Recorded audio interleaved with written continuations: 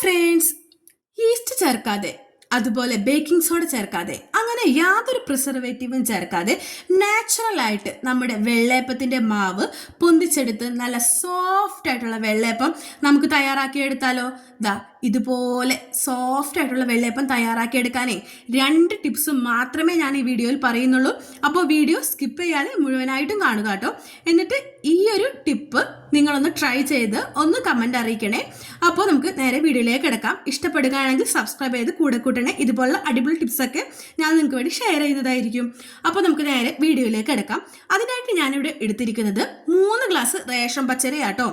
3 glass ration പച്ചരി നല്ല ചൂടുവെള്ളത്തിൽ നല്ലപോലെ വാഷ് ചെയ്ത് വെള്ളം പോകാൻ വേണ്ടി വാല വെച്ചിട്ടുണ്ട്. അങ്ങനെ വെള്ളമൊക്കെ പോയ ശേഷം ഞാനൊരു പാത്രത്തിലേക്ക് മാറ്റി കൊടുക്കുന്നുണ്ട് കേട്ടോ. അങ്ങനെ മുഴുവൻ റേഷൻ അരിയും ഞാൻ ഈ ഒരു പാത്രത്തിലേക്ക് മാറ്റി കൊടുത്തിട്ടുണ്ട്. ഇനി ഞാനിതിൽ ചേർക്കാൻ പോകുന്നത് നാളികേരം ചിരകിയതാട്ടോ. നാളികേരം ചിരകിയത് നമ്മൾ എടുക്കുന്ന അരിയുടെ പകുതിയെങ്കിലും എടുക്കാൻ വേണ്ടി ശ്രദ്ധിക്കണേ. അങ്ങനെ നാളികേരം ചേർത്ത് കൊടുത്തിട്ടുണ്ട്. ഇവയെല്ലാം കൂടി ഒന്ന് മിക്സ് ചെയ്യേണ്ടതായിട്ടുണ്ട്.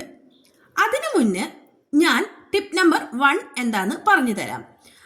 ഈസ്റ്റിന്റെ ഗുണം ചെയ്യുന്നതിന് വേണ്ടിയിട്ട് ഞാനിവിടെ ഉപയോഗിക്കുന്ന ഒരു സൂത്രം എന്താന്ന് വെച്ചാൽ, നാളികേരത്തിന്റെ വെള്ളമുണ്ടല്ലോ, ഇത് ഞാൻ കളയില്ല, ഇത് അരിച്ചെടുത്ത് കൊണ്ടുവന്നിട്ടുണ്ട്. ഈ വെള്ളത്തിലേക്ക് നമുക്ക് ആവശ്യമുള്ള പഞ്ചസാര, നമുക്ക് വെള്ളയപ്പത്തിന് ആവശ്യമുള്ള മധുരം ഞാനിതിൽ ചേർത്ത് കൊടുക്കുന്നുണ്ട്. എനിക്കിവിടെ ഒരു 3 ടീസ്പൂൺ പഞ്ചസാരയാണ് ഞാൻ ഇവിടെ ചേർത്ത് കൊടുക്കുന്നത്. മധുരമൊക്കെ നിങ്ങളുടെ ഇഷ്ടം. ഒത്തിരി മധുരം ആയാൽ വെള്ളയപ്പം പെട്ടെന്ന് തന്നെ കറുത്തു പോകാൻ ചാൻസ് ഉണ്ട്. അങ്ങനെ ഇവയെല്ലാം ചേർത്ത് കൊടുത്ത് ഒന്ന് ഫ്രിഡ്ജിൽ തണുപ്പിക്കാൻ വേണ്ടി മാറ്റി വെച്ചിട്ടുണ്ട്. അപ്പോൾ ഇത് ചേർത്ത് കൊടുത്താൽ നമുക്ക് ഈസ്റ്റിന്റെ ഗുണം ചെയ്യും. ഇതാണ് ടിപ്പ് നമ്പർ 1. ഇനി നമുക്ക് ടിപ്പ് നമ്പർ 2 ഒന്ന് പോയാലോ. അങ്ങനെ നമ്മൾ ഈ പച്ചരിയിലേക്കും നാളികേരത്തിലേക്കും ഒരു 1.5 ഗ്ലാസ് വെള്ളം ചേർത്ത് കൊടുക്കുന്നുണ്ട്. സാധാരണ പച്ചവെള്ളാട്ടോ ചേർത്ത് കൊടുക്കുന്നത്, ചൂടുവെള്ളത്തിൻ്റെ ഒന്നും ആവശ്യമില്ല. അങ്ങനെ ഇവയൊന്ന് മിക്സ് ചെയ്ത് കൊടുക്കുന്നുണ്ട്. നമ്മൾ കൈ വെച്ചാണ് മിക്സ് ചെയ്യേണ്ടത്. കാരണം എന്താണെന്നാൽ നമ്മുടെ നാളികേരത്തിൻ്റെ പാലുണ്ടല്ലോ, അത് കൈ കൊണ്ട് ഞെക്കി പിഴിഞ്ഞ് പുറത്തെടുക്കണം കേട്ടോ. അപ്പോൾ ഈ നാളികേരത്തിൻ്റെ പാലും അരിയും കൂടി ഇവിടെ യോജിപ്പിക്കണം, നല്ലപോലെ യോജിപ്പിക്കണം. വീഡിയോയിൽ നിങ്ങൾക്ക് കാണാൻ കഴിയുന്നുണ്ടാകും, പാലൊക്കെ പുറത്ത് വന്നത് ആ ഒരു വെള്ളം കളറായിട്ടുണ്ട് അല്ലേ. അങ്ങനെ ദാ മുഴുവൻ നാളികേരപ്പാലും നമ്മൾ ഇതുപോലെ ഞെക്കി ഞരടി പിഴിഞ്ഞെടുക്കണം കേട്ടോ. നല്ല പോലെ ഞെക്കി കൊടുക്കണം. ഒരു 4 മിനിറ്റെങ്കിലും നിർത്താതെ നമ്മൾ ഇതുപോലെ മിക്സ് ചെയ്ത് കൊടുക്കണം കേട്ടോ. അപ്പോൾ നമുക്കിതൊരു 5 മണിക്ക്, വൈകുന്നേരം 5 മണിക്കൊക്കെ ചെയ്താൽ മതിയാകും. അപ്പോൾ ഒരു രാത്രി 10 മണിയൊക്കെ ആകുമ്പോഴേക്കും നമുക്ക് അടിച്ചെടുക്കാവുന്നതാണ് കേട്ടോ. അപ്പോൾ ഇതാ ഇതുപോലെ ഞെക്കി ഞരടി ഒരു 5 മണിക്കൂർ റെസ്റ്റ് ചെയ്യാൻ വെക്കേണ്ടതായിട്ടുണ്ട് കേട്ടോ. ഇത്രയും വെള്ളം മാത്രം ചേർത്താൽ മതി. കാരണം ഈ വെള്ളത്തിലാണ് നമ്മൾ ബാറ്റർ അടിച്ചെടുക്കുന്നത്. അപ്പോൾ നമുക്ക് ഇതൊന്ന് റെസ്റ്റ് ചെയ്യാൻ വേണ്ടി മാറ്റി വയ്ക്കാം. അപ്പോൾ നമ്മുടെ നാളികേര വെള്ളവും ഞാൻ ഫ്രിഡ്ജിൽ തണുപ്പിക്കാൻ വേണ്ടി മാറ്റി വെച്ചിട്ടുണ്ട് കേട്ടോ. അങ്ങനെ ദാ ഇതൊക്കെ ഒന്ന് സെറ്റ് ചെയ്ത് വെച്ചിട്ടുണ്ട്. അപ്പോൾ നമുക്കിതൊന്ന് അടച്ചു വെക്കേണ്ടതായിട്ടുണ്ട്. അപ്പോൾ അടച്ചു വെക്കുമ്പോൾ മുഴുവനായിട്ടും അടച്ചു വെക്കരുത്, ഒരു ഹാഫ് തുറന്ന രീതിയിൽ വേണം അടച്ചു വെക്കാൻ. എൻ്റെ അടപ്പിന് ഹോളുള്ളത് കൊണ്ടാണ് ഞാൻ മുഴുവനായിട്ടും അടച്ചു വെച്ചത് കേട്ടോ. അപ്പോൾ 5 മണിക്കൂർ ശേഷം ഞാനിത് ഇവിടെ എടുത്തു നോക്കിയപ്പോൾ എല്ലാം ഒന്ന് സെറ്റായിട്ടുണ്ട് കേട്ടോ. നമ്മുടെ അരി ഈ നാളികേരത്തിൻ്റെ പാലിൽ കിടന്നൊന്ന് കുതിർന്നിട്ടുണ്ട്. അപ്പോൾ ഇതാണ് ഞാൻ പറഞ്ഞ 2ാമത്തെ ടിപ്പ്. നാളികേരത്തിൻ്റെ പാലിൽ അരി ഒന്ന് റെസ്റ്റ് ചെയ്യാൻ വെക്കാം. അങ്ങനെ ഇതാ റെസ്റ്റ് ചെയ്ത് എടുത്ത ശേഷം 5 മണിക്കൂറിന് ശേഷം ഞാൻ മിക്സിയുടെ ജാറിലിട്ട് അടിച്ചെടുക്കുന്നുണ്ട്.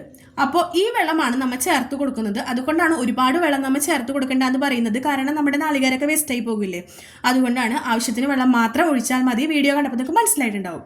ഇനി ഇതിലേക്ക് 1 കപ്പ് ചോറ് ഞാൻ ചേർത്ത് കൊടുത്തിട്ടുണ്ട്. സോഫ്റ്റ് ആകുന്നതിന് വേണ്ടിയിട്ടാണ് ചേർത്ത് കൊടുത്തത്. അങ്ങനെ ഈ ഒരു ട്രിപ്പ് ഞാൻ അടിച്ചു കൊണ്ട് വന്നിട്ടുണ്ട്. മുഴുവനായിട്ടും ഒരു ജാറിലേക്ക് ഇട്ട് അടിക്കരുത്. നമ്മുടെ മിക്സിയുടെ ജാറ് പെട്ടെന്ന് തന്നെ കംപ്ലൈൻറ്റ് ആവാൻ ചാൻസ് ഉണ്ട് കേട്ടോ. അപ്പോൾ 2 ട്രിപ്പായിട്ട് വേണം നമ്മൾ അടിച്ചെടുക്കുവാൻ വേണ്ടിയിട്ട്. അങ്ങനെ ഇതാ 2ാമത്തെ ട്രിപ്പ് ഞാൻ ചേർത്ത് കൊടുക്കുന്നുണ്ട്. അപ്പോൾ ഇതും ചേർത്ത് കൊടുത്ത് നല്ല പോലെ അടിച്ചെടുത്ത് കൊണ്ടുവരുന്നുണ്ട്.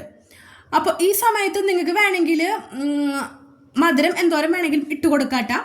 അപ്പോൾ ഞാനവിടെ നമ്മുടെ നാളികേര വെള്ളത്തിൽ ചേർത്ത് കൊടുത്ത കാരണം എക്സ്ട്രാ ഞാൻ ചേർത്ത് കൊടുക്കാത്തത്. നിങ്ങൾക്ക് വേണമെങ്കിൽ ചേർത്ത് കൊടുക്കണമെങ്കിൽ ചേർത്ത് കൊടുക്കാം.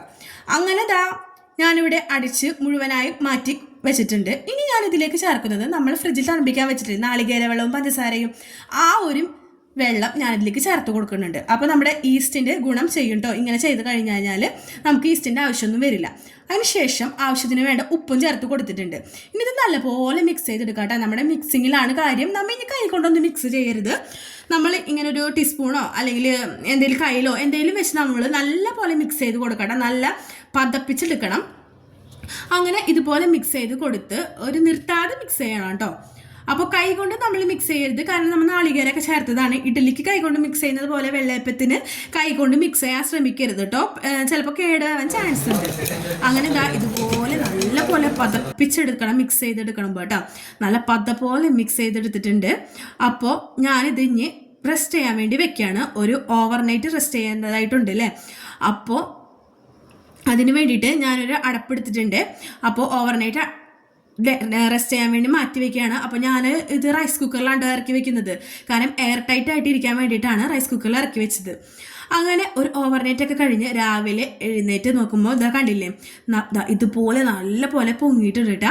നല്ല സോഫ്റ്റ് ആയിട്ടുള്ള മാവായിട്ട് നമുക്കിവിടെ കിട്ടിയിട്ടുണ്ട്. ഇനി നമ്മളിത് ഇളക്കി മറിക്കാനൊന്നും നിൽക്കരുത്.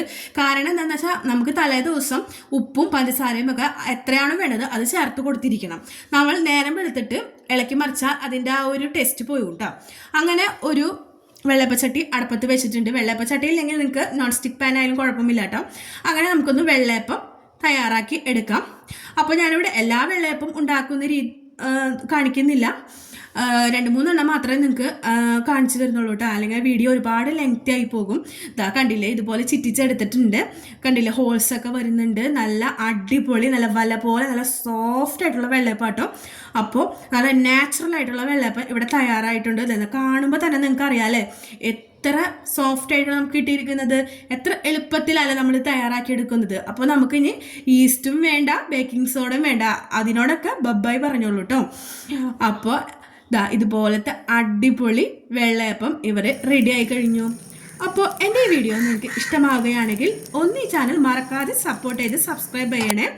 അപ്പോൾ ഇതുപോലുള്ള അടിപൊളി ടിപ്സും ട്രിക്സും ഒക്കെ ആയിട്ട് ഞാൻ ഇനിയും വരുന്നതായിരിക്കും.